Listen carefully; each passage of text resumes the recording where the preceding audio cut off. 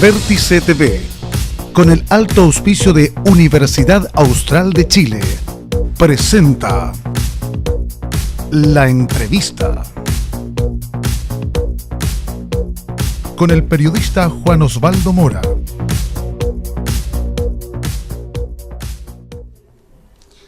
¿Sabía usted que el 20% de los subsidios en transporte de Chile se ejecutan en la región de los lagos? Bueno, alguna vez hemos escuchado de lo que significa el transporte aéreo a la provincia de Palena, que está subsidiado, de lo que significan también las conectividades en las barcazas, los transbordadores hacia la Ruta 7 o Carretera Austral. Bueno, todo aquello depende justamente del Ministerio de Transportes y Telecomunicaciones, pero estamos ahora con uno de los subsecretarios de Transportes, que está en la zona, José Luis Domínguez. Gracias por estar con nosotros. Evidentemente que esta es una región bien particular. Usted la conoce, sabemos que estuvo ahí en alguna época también trabajando en la zona de Palena, porque aquí se desmembra Chile. Aquí comenzamos las islas, los fiordos, pero donde hay gente que debe conectarse con la capital de la región, que debe conectarse entre las islas en Chiloé. ¿Cuál es la mirada del Ministerio de Transportes para esta zona en esta gestión que está prácticamente comenzando todavía, ¿no? Sí, primero que nada, encantado de estar aquí nuevamente. Yo trabajé 10 años en esta región, en la Fundación Winay, en Chiloé Continental, así que créame que para mí es de alto grado estar nuevamente aquí. Y es justamente una de las zonas que más necesita conectividad duda, y transporte y subsidio. La vi, así que la conozco. A ver, nosotros, el Fondo Espejo, el famoso Fondo Espejo del Transantiago, hay una parte, un tercio del Fondo Espejo que lo administra directamente el Ministerio. Y el Ministerio gasta esa plata justamente en conectar Chile. ¿Qué significa conectar Chile? Significa que nosotros buscamos a aquellas personas que carecen de conectividad y para poder llevarlo a las ciudades que son cercanas a sus localidades. En ese contexto y en esta región en particular tenemos muchos subsidios de zonas aisladas que requieren o transporte terrestre o transporte fluvial o transporte marítimo. Y aéreo también, digamos. Aéreo también inclusive. Nosotros, para que tengan una idea, tenemos 208 servicios de transporte de zona aislada, tenemos 5 servicios aéreos y tenemos 182 servicios de transporte escolar gratuito para niños que, de lo contrario, no podrían ir a la escuela. O sea, debe ser de las regiones con más diversificación de transporte subsidiado por el Estado. Efectivamente, así es. Y eso significa del orden de 35.000 millones de pesos que gastamos anualmente en la región y, como usted bien decía, significa el 20% del total de los recursos del Ministerio para subsidios van a la región de los lagos. Hoy día, ¿cuánto ascienden los fondos espejo a nivel nacional? ¿Cuánto es lo que se invierte en Santiago, en el Transantiago, y cuánto es lo que debería llegar a la región? Hoy día, me refiero al 2018, es del orden de 800 millones de dólares. 800 millones de dólares en Santiago, que se replican en regiones, y nosotros de esos 800 gastamos un poquito más de 200 millones, que es lo que yo le hacía acá en la región de los lagos. No, 200 es lo que gasta el Ministerio. De eso, el 20% lo gastamos en la región de los lagos.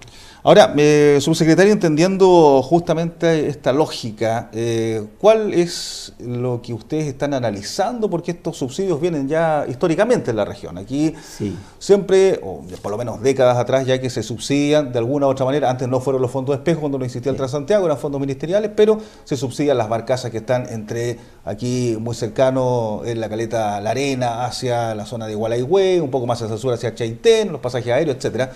¿Cuál es el énfasis que ustedes le van a dar a esa mirada a partir de ahora? A ver, nosotros entendemos que estos subsidios son importantes y son muy importantes para algunas personas y queremos potenciarlo. Y para potenciarlo se necesita generar más recursos. Afortunadamente o desafortunadamente, Transantiago no va a requerir un déficit adicional, por lo tanto no aparecen nuevos recursos. Desafortunadamente porque el espejo queda donde mismo, afortunadamente porque el subsidio de Transantiago no aumenta. Pero queremos hacer más. Y queremos hacer más con lo mismo porque no tenemos más, por lo tanto queremos hacer más. ¿Y cómo se hace eso? Racionalizando los servicios que hoy día prestamos.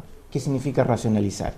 Significa, por ejemplo, que desde Achao, que atiende a muchas islas de la zona, en lugar de ir con un servicio desde Achao a cada una de las islas por separado, vamos a hacer circuitos integrados de tal forma de atender varias islas y disminuir el número de servicios sin dejar a nadie sin el servicio.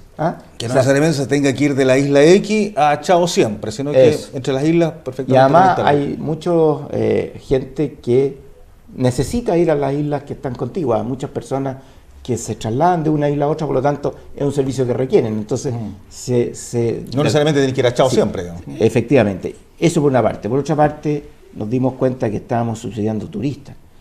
Nosotros, evidentemente, que nos encantaría subsidiar turistas, pero preferimos darle nuevos servicios a gente que no lo tiene, que vive en localidades aisladas, que obviamente es mucho más urgente que subsidiar turistas. Entonces, ese tipo de racionalización es la que estamos haciendo en la región de los lagos para levantar nuevos recursos y para poder ofrecer el día de mañana. O sea, a partir de este verano asumo, ¿no? En la carretera austral, que es probablemente lo que más se conoce y donde aún más aumentan los turistas exponencialmente durante el verano, va a haber un precio distinto para aquel que viene como visitante que aquel que viaja como lugareño. En algunos servicios va a empezar ahora, en otros se va a empezar un poco más adelante.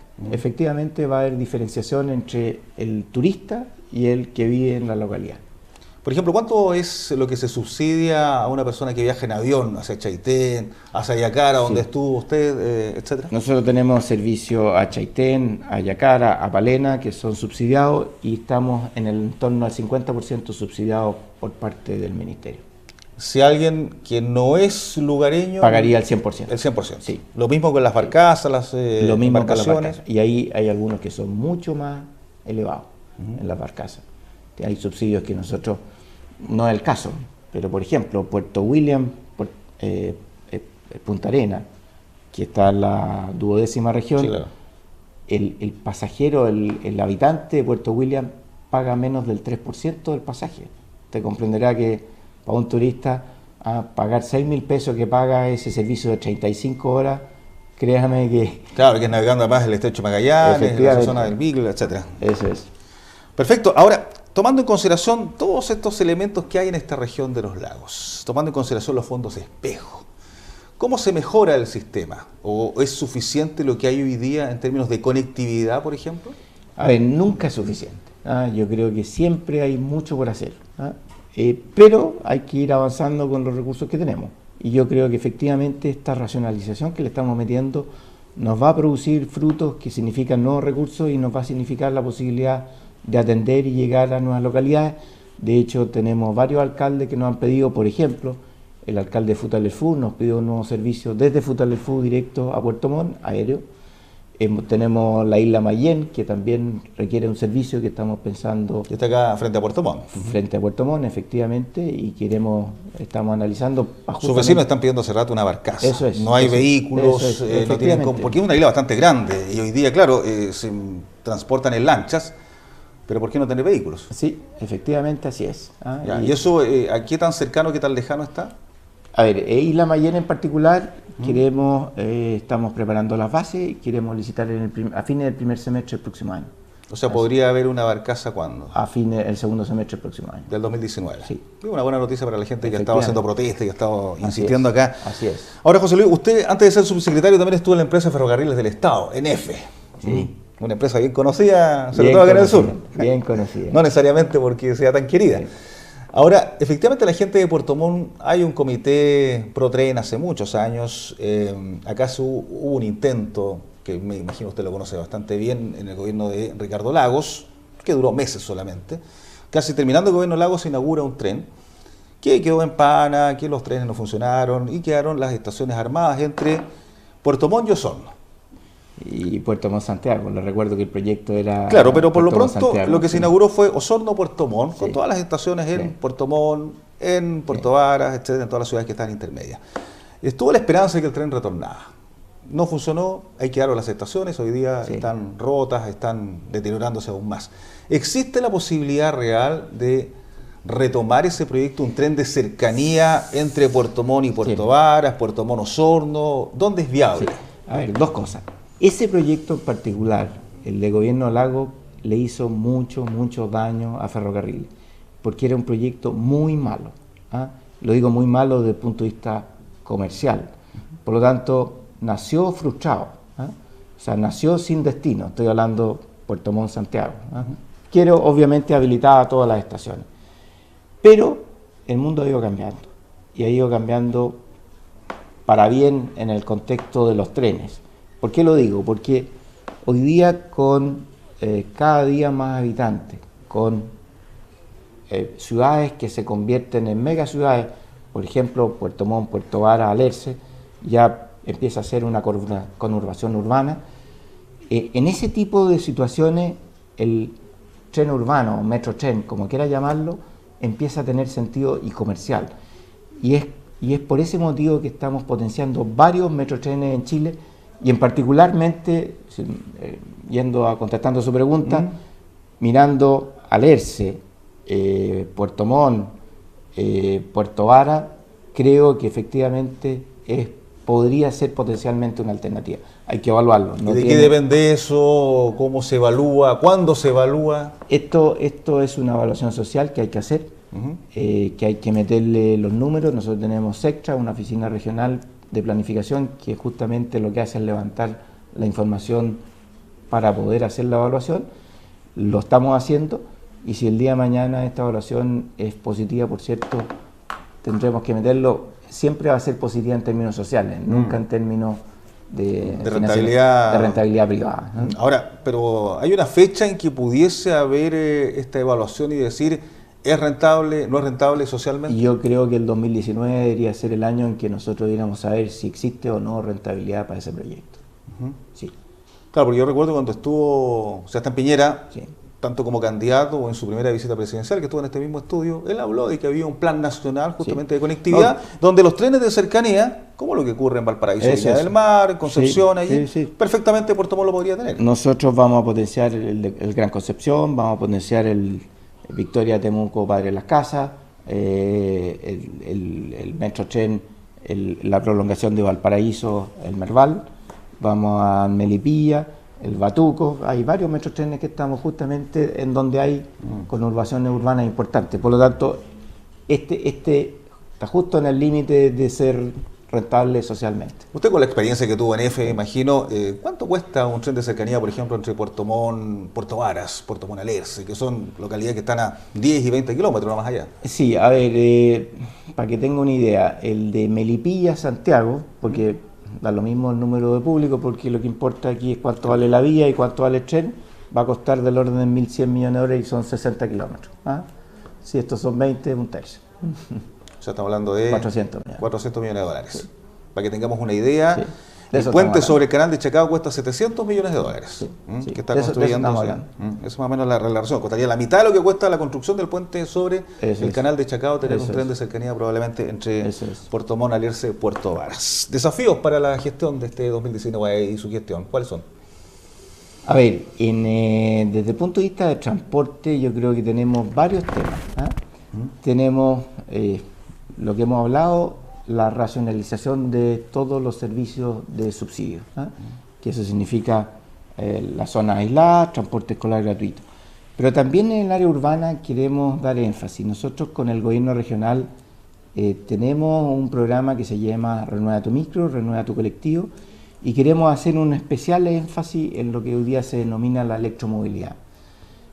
Nosotros queremos potenciar el modo eléctrico, y justamente nuestro Ceremi se ha encargado de formar unas mesas en la región para encontrar los distintos actores y para poder partir con el vehículo eléctrico. Partir con un vehículo eléctrico no es sencillo en transporte público, porque se requiere cargar, se requiere un servicio técnico, se requiere logística, ¿no? Logística asociada a este transporte, y además financiamiento.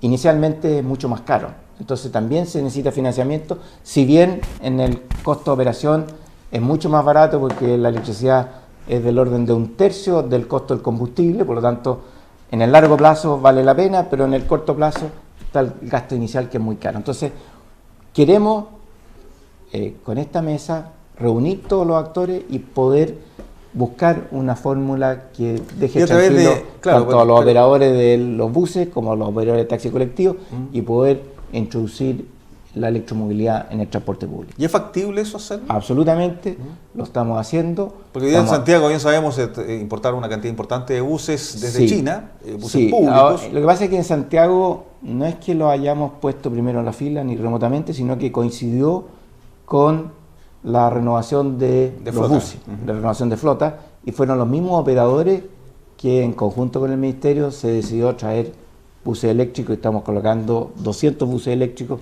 de un total de 6.000. O sea, es un pequeño porcentaje, pero créanme que es muy relevante porque después de la ciudad de China va a ser la ciudad con más buses eléctricos en el mundo. No estoy hablando Santiago, después de la ciudad de China va a ser la ciudad más importante en número de buses eléctricos. Por lo tanto, claramente esto es una tecnología que está en plena introducción. Y ya tenemos otros 3 buses eléctricos en Valparaíso y en Concepción, justamente en modo piloto, para ver su factibilidad y poder ser introducido. Entonces nos interesa mucho que esto se replique en todas las capitales regionales, por ejemplo Puerto Montt, y por eso que el Ceremi ha hecho esta mesa justamente para buscar... ¿Podría ser factible que hubiera un plan piloto en Puerto Montt a futuro efectivamente, en buses efectivamente, de y queremos vía el gobierno regional, con el programa Renueva tu Micro, dar un subsidio mayor para aquellos que estén dispuestos a irse a un taxi colectivo eléctrico o a un bus eléctrico. Probablemente un taxi colectivo es mucho más factible, porque el acceso a una máquina de ese tipo es... ¿Cuánto vale un bus, por ejemplo, eléctrico nuevo versus un bus tradicional?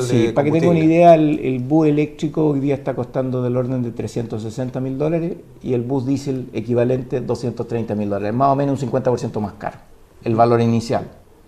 Y de eso, si se instalase, ¿cuánto subsidio estatal podría existir? En el caso, quería ir al taxi colectivo, porque desgraciadamente en el auto es mucho más caro. O sea, un auto bencinero, diésel, para taxi puede costar entre 8 y 10 millones de pesos. En cambio, el eléctrico cuesta 22 millones de pesos. Entonces, más del doble. Más del doble. Entonces necesita un subsidio porque si no, no lo van a comprar. Pero nosotros queremos potenciar este modo. Por eso que hoy día tenemos programa Renueva tu Taxi Colectivo, en que el subsidio son 6 millones de pesos, lo cual es bien relevante. ¿Y en la micro diésel cuánto? En la micro no tenemos todavía programa y justamente esta mesa nos va a llevar a cuál debiera ser el monto. Siguiente paso. El siguiente paso, efectivamente, para determinar el monto necesario para que la micro sea realidad. Bien, pues subsecretario, quiero agradecerle que haya estado con nosotros para conversar de estos temas que siempre son relevantes en una zona donde la conectividad de Puerto Montt Sur, sobre todo, es bastante compleja, bastante única. Sin duda, ya lo creo que es compleja. Hasta una próxima. Pero créanme que ustedes tienen un patrimonio natural de primera magnitud. José Luis Domínguez, el subsecretario de Transportes de nuestro país, junto a él, le decimos gracias a ustedes por la sintonía también en la televisión regional, aquí en Vértice TV. Hasta pronto. Vértice TV, con el alto auspicio de Universidad Austral de Chile, presentó La Entrevista con el periodista Juan Osvaldo Mora.